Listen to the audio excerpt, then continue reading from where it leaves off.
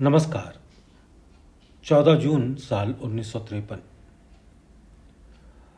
तंदुरुस्त होने पर भी अगर इंसान को बीमारी का ख्याल रहता है तो भी आधा बीमार हो जाता है। इंसान को अपने आप को कमज़ोर नहीं समझना चाहिए। उसमें ईश्वर का दिया सब कुछ मौजूद है। अफसोस इस बात का है कि वो इन चीज़ों को समझने की कोशिश नहीं करता। हमेशा इंसान को अपने जीवन के उद्देश्य पर निगाह रखनी चाहिए और इसी लिहाज से अपनी तंदुरुस्ती का भी, ताकि ये उसकी प्राप्ति में मदद दे।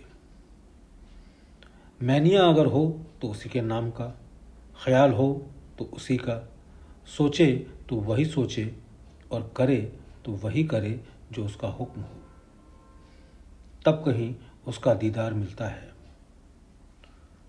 जब उसको मालूम हो जाता है कि मेरी तलाश में कोई भटक रहा है और उसको काफ़ी यकीन हो जाता है कि वाकई ये बंदा मेरी तलाश कर रहा है, तो फिर ईश्वरीय शक्ति मुअज्जज़न होने लगती है। और ऐसी हालत में भी अगर बंदे की तलाश जारी है और दिल में उससे मिलने की हुक उठती है, तो मालिक फिर खुद उसको तलाश कर लेता है और बंदे के जज्बे का असर होता है। बेकरारी अगर इधर शुरू होती है तो इसका नतीजा ये होता है कि हमारी गर्मी इस हद तक वैक्यूम बना लेती है जिससे ईश्वरीय शक्ति पहुंचने लगती है। और ये भी है कि वो चीज़ खुद एक रास्ता उसके पहुंचने का बन जाती है।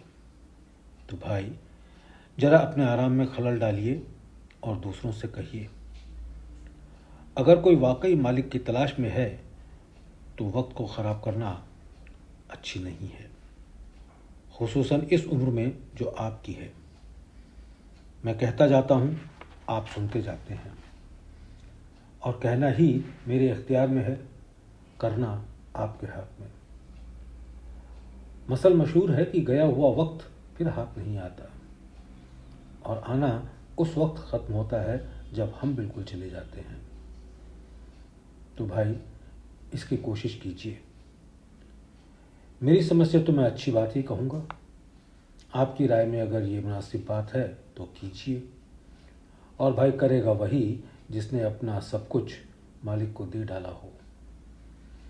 जाहिर है कि जब इंसान के पास कुछ नहीं बचता तो सिवाय फकीरी के कोई और चारा नहीं है।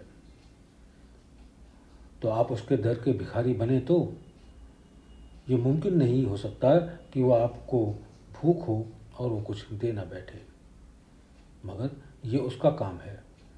अगर देता है तो भी हमारा मालिक है, और अगर नहीं देता है तो इसमें ख़ासियत ये कि हमारे साथ उसका ख़ास बर्ताव है, और ख़ास बर्ताव उसी के साथ होता है जिससे उसकी ख़ास मोहब्बत होती है। बहुत बहुत शुक्रिया।